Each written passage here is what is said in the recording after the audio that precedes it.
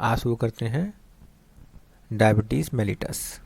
Diabetes mellitus किसके कारण होता है? ये एक पैंक्रिएटिक डिसऑर्डर है। पैंक्रियाज में बीटा सेल्स से रिलेटेड है, और बीटा सेल्स में डिफिशियंसी हो जाए, डैमेज हो जाए, या उसमें से इंसुलिन बनना बंद हो जाए, तब ये पैंक्रिएटिक डिसऑर्डर कहलाता है डायबिटीज़ मेलिटस। ठीक है, तो इसमें पहला कारण क्या है? पहला कारण है decreased production of insulin. Insulin का प्रोडक्शन में कमी हो जाए, इंसुलिन कम बने। दूसरा जो है कारण है beta cell.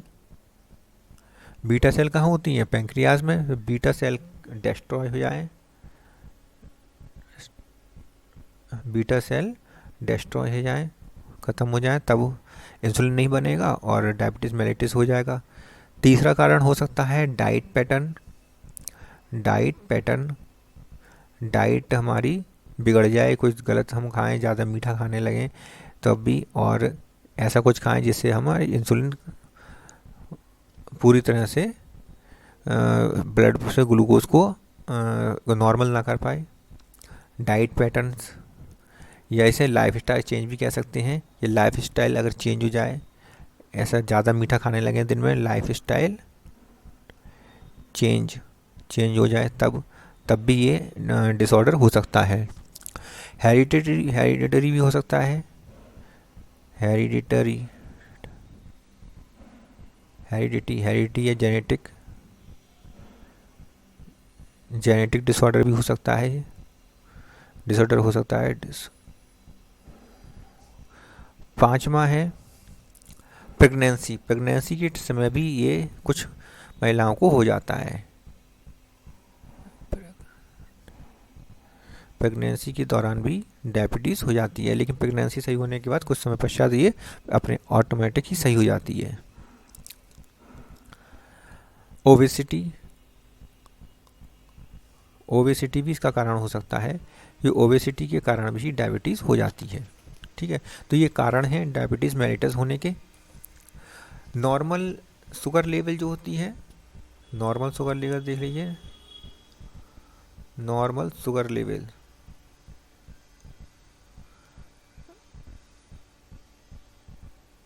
Normal sugar level कितनी होती है? 70 से लेकर 100 मिलीग्राम पर डेसीलीटर इसका नॉर्मल शुगर लेवल है। अगर फास्टिंग में देखते हैं तो, फास्टिंग में अगर हम देखते हैं तो ब्लड शुगर लेवल होगी 100 से 125 225 मिलीग्राम पर डेसीलीटर होगी। अगर इतना है तब तो ये प्री डायबिटिक है। तो पेशेंट कैसा होगा? प्री डायबिटिक होगा। प्री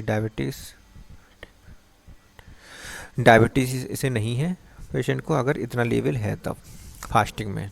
और यदि डायबिटीज़ का पेशेंट है तो इसका 225 से ज़्यादा होगा, अर्थात 126 मिलीग्राम, कम से कम 126 मिलीग्राम पर डेसीलीटर या उससे अधिक होगा। तो डायबिटिक पेशेंट का कितना होता है? जो डायबिटिक पेशेंट होता है, डायबिटिक पेशेंट का होता है 126 मिलीग्राम पर डेसीलीटर, कम से कम, एंड मोर, या इससे अधिक होगा, तब क्या कहलाएगा? तब ये डायबिटिक पेशेंट कहलाया जाएगा। ठीक है, इसके बाद अगला नेक्स्ट देख लेते हैं।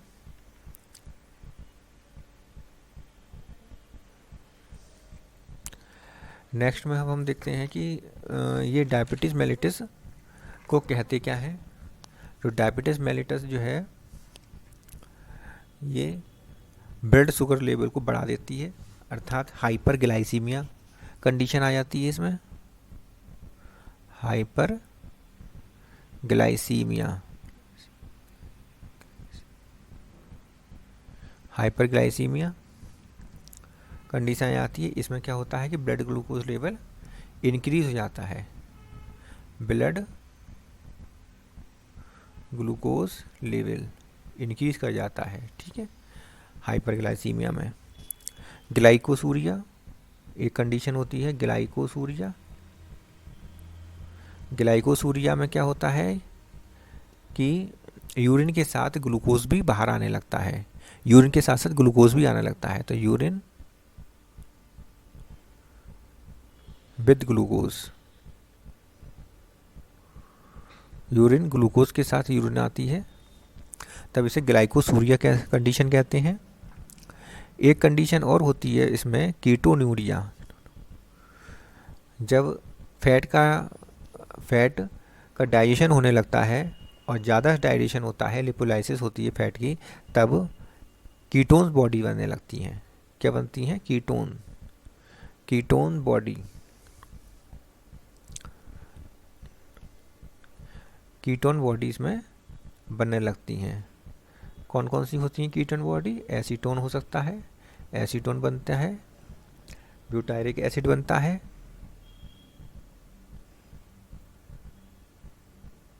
और ब्यूटायरिक एसिड बनता है, और एसिटिक एसिड बन सकता है।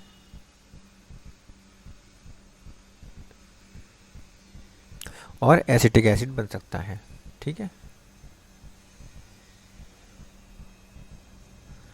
तो इसे कहते हैं हाइपरग्लाइसीमिया, मतलब ग्लूकोज का लेवल बढ़ जाता है, ग्लाइकोसूरिया अर्थात ग्लूकोज आने लगता है यूरिन में, कीटोनूरिया, यूरिन में कीटोन बॉडीज आने लगती हैं। और ये क्रिया किसके कारण होती है? कीटोनूरिया लिपोलाइसिस की क्रिया के कारण। जब लिपोलाइसिस होती है, लिपिड का ब्रेकडाउन होता है, तब कीटोन बॉडी बनती है। डायबिटीज मेलिटस को 3P डिसीज भी कहते हैं। Diabetes mellitus also known as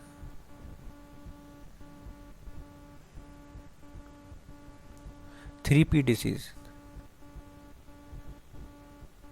3P disease क्यों कहते हैं? क्योंकि इसमें 3 काम जरूर होते हैं, जैसे पॉलीन्यूरिया। पॉलीन्यूरिया मतलब पॉलीयूरिया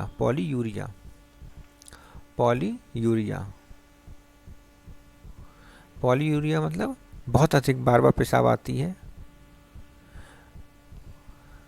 बार बार यूरिनेशन होता है,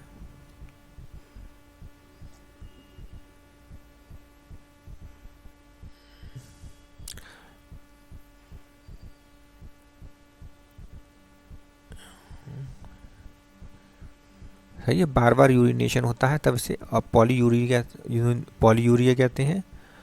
पॉलीफेजिया पॉलीफेजिया में क्या होता है कि बहुत ज़्यादा भूख लगती है, एक्सेसिव हंगर ज़्यादा, भूख ज़्यादा लगती है। और तीसरा काम इसमें एक और होता है, पॉलीडिप्सिया। पॉलीडिप्सिया का मतलब होता है एक्सेस, किस चीज़ का एक्सेस? Access of thirst. प्यास बहुत अधिक लगती है, बार बार यूरिन करेंगे तो प्यास भी ज़्यादा लगेगी और पानी ज़्यादा पिएंगे। ठीक है, तो ये काम इसमें होते हैं डायबिटीज़ मेलिटस में। अब देख लेते हैं कि डायबिटीज़ मेलिटस कितने प्रकार का होता है। अब हम क्या देखेंगे, डायबिटीज़ मेलिटस कितने प्रकार का होता है।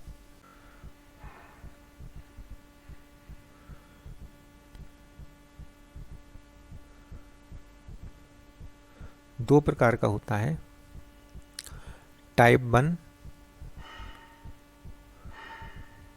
IDDM,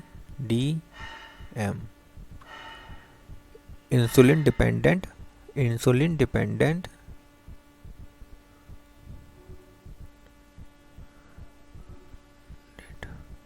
diabetes mellitus.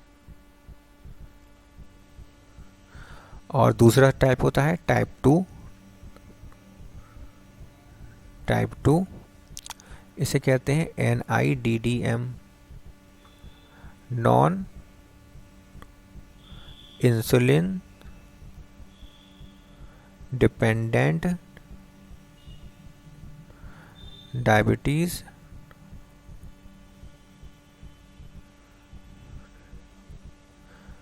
मेलिटस। ठीक है, तो ये दो प्रकार की होती हैं। ठीक है, इंसुलिन डिपेंडेंट टाइप 1 होती है और नॉन इंसुलिन डिपेंडेंट टाइप 2 होती है। नॉन इंसुलिन डिपेंडेंट को मैच्योरिटी ऑनसेट डायबिटीज़ भी कहते हैं। क्या कहते हैं, इसका दूसरा नाम क्या है, maturity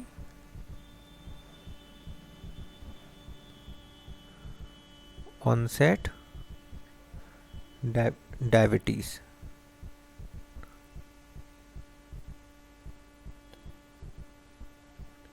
MOD, diabetes onset majority onset diabetes MOD भी कहते हैं। टाइप 1 जो है वो ऑटो इम्यून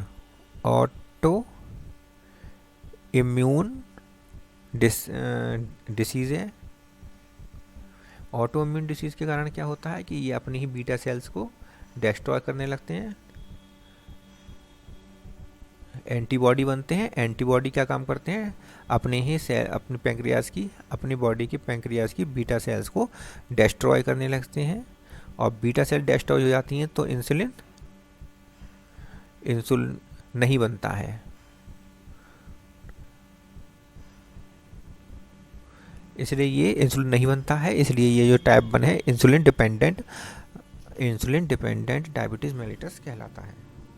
ठीक है, क्यों कहलाता है, क्योंकि इसमें इंसुलिन नहीं बनता है। क्यों नहीं बनता है, क्योंकि बीटा सेल्स डिस्ट्रॉय हो जाती हैं ऑटो इम्यून डिसीज़ के कारण। ऑटो इम्यून वाला एंटीबॉडी इनको नष्ट कर, इनके खुद की एंटीबॉडी, बॉडी के अंदर बनने वाले एंटीबॉडी बीटा सेल के अगेंस्ट काम करते हैं और बीटा सेल को डिस्ट्रॉय कर देते हैं। अधिकतर ये किस में पाई जाती है, चिल्ड्रंस में पाया जाता है। ठीक है, ये कहाँ किस उम्र तक पाई जाती है, ये एज लेस देन 40 ईयर्स,